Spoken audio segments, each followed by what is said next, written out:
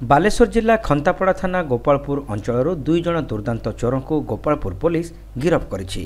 मिलिथिबा सूचना अनुसार villa grammar जड़े सेना कर्मचारी क्षितिश चंद्र दासक घरे गत 5 तारिख दिन चोरी होइतिला।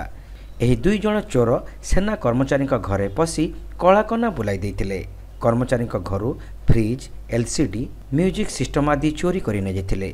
Gopalpur police sub inspector Banshidhar Pradhan नेतृत्व में भिल्ला और मदनापुर ग्राम में अचानक चढ़ाऊ कर गंगाधर माझी और दिलीप मल्लिक को पुलिस गिरफ्त कर समर्थ होइछि।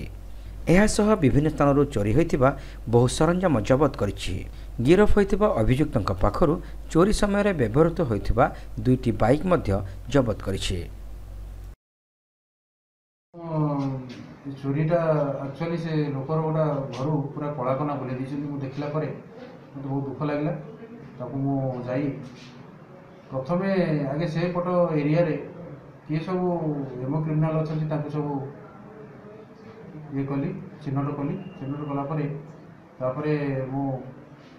से गाँव जड़े लोक से राति एम नहीं चोरी कर जन को सी देखी गोटे आभास पाई से लोक ठार स्टेटमेंट नेलापर मुझे दी जन को अरेस्ट कली।